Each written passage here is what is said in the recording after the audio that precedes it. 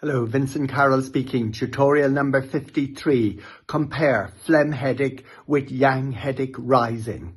The phlegm headache very often does not necessarily present as a headache. At least the client that you have the privilege of treating may not describe it as a headache. Rather, they may describe it as a sense of oppression across their forehead, a band of iron, a tightness, as if there's a pile of books maybe sitting on top of their head. And these are words that I've heard many people coming to me explain what we would describe as a phlegm headache. And it's something that generally comes on as evening comes on.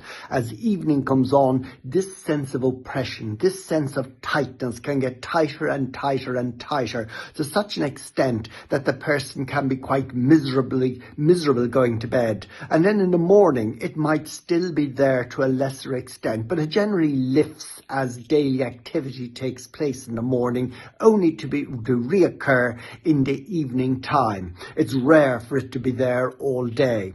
And again, as I said, many people might use the word headache to describe it. They might see it more in terms of being a sense of oppression or tightness around our forehead. Now compare that with the yang rising headache. The yang rising headache, of course, rises up in one of the greater yang channels, usually the gallbladder channel, sometimes the stomach channel, sometimes the urinary bladder channel, and indeed sometimes in the sanjiao channel as well, or in all three channels, depending on how much yang qi needs to rise, because of course one channel might be sufficient for the rising of the yang qi. There might be a spillover into other channels, but always ask the patient to trace it out with their index finger where the headache tends to be, and almost inevitable it will correspond to a yang channel, so you will know immediately which channel is involved. But the purpose of this this tutorial is probably the treatment of both types of headaches, because it is very, very different. If you have a yang rising headache, the difficulty is if you encourage the yang to rise, more yang will rise, because it's a bottomless pit. So yang will rise in abundance. So that's why I always believe in dragging it down, whereas in a phlegm headache, the phlegm is much less able to rise in the same quantity that the yang rises, so it's possible to drain. And of course we drain yang headaches, or rather phlegm headaches, through stomach gate. We drain up through stomach gate. Of course we have to turn off the tap as well as to where the phlegm headache comes from, and you can't have phlegm if you don't have damp, and you can't have damp if your spleen is efficient as opposed to deficient. So therefore, of course, you do spleen 6, stomach 36, ren 12. Of course you do spleen 9, and I always do it bilaterally because damp is difficult to get rid of. And then you tackle the phlegm. And of course, lung 5 and stomach 40 are our phlegm points. And from a headache point of view, I would use stomach 8. And stomach 8 is just off the corner of the hairline, half a zoom in at 45 degrees. And that's my point for taking phlegm headache out. But I have no difficulty taking the phlegm headache out, because as you take it out, it won't be replaced by phlegm rising from below. And of course, just I suppose the point that I always make, very often the textbooks will refer to almost an either or scenario. Is it phlegm or is it damp? I always find there's always a bit of both. If you have phlegm, search for damp. If you have damp, look for phlegm. And of course, you'll find phlegm on a person's tongue. Is it cold phlegm? Gloss white on the tongue. Or is it more likely than not heat in the phlegm, or even fire in the phlegm, depending on the colour of yellow? Is it a light lemon yellow, or is it a deep dark mustard yellow, depending on how much heat there is there? And of course, if there's a lot of heat in the phlegm, the intensity of your headache on the forehead, the sense of oppression, will be much, much more intense indeed, leading to a sense of unreasonableness as evening comes on.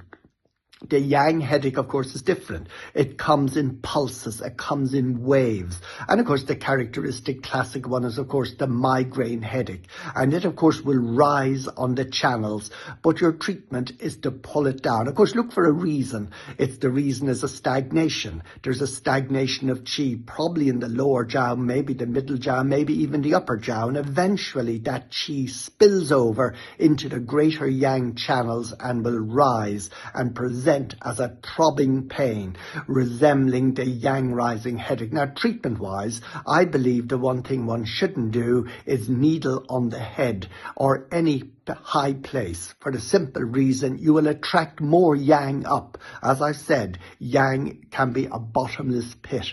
So it's best reversed, it's best dragged down rather than pulled up. You have the luxury of pulling it up with phlegm. I don't believe that luxury exists with yang, because the yang will rise, and it will rise because life circumstances remain the same. Whatever that sense of entrapment might be, whatever that sense of holding things in, creating a sense of entrapment, maybe a sense of anger, a sense of liver fire. It'll all spill into the yang channel eventually, and it will go up. And the question just is, where does it go to?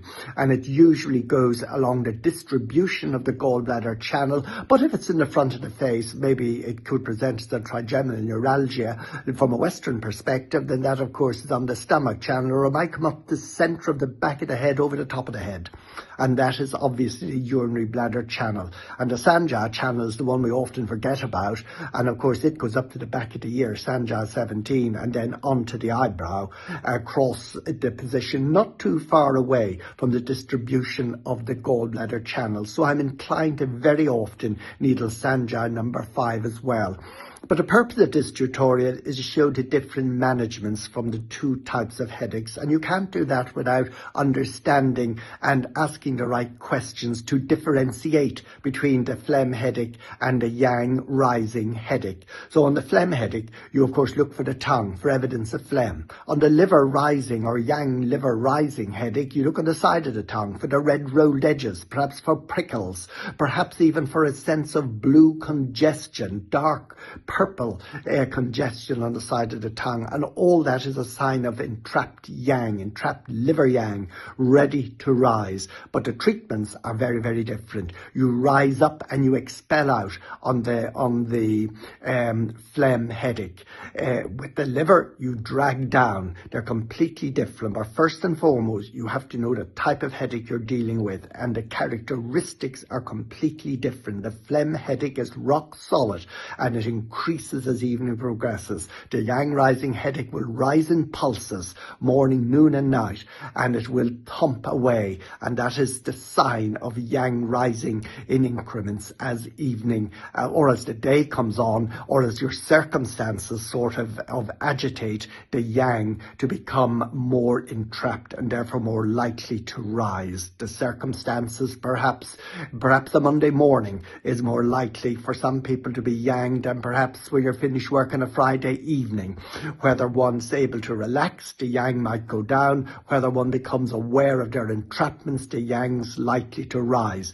Whereas with the phlegm, the background is always a spleen qi deficiency, leading to the spleen not transforming fluids, leading to the production of phlegm, which then rises and traps itself behind your forehead, needing for it to be released at stomach 8, right side and left side. Thank you.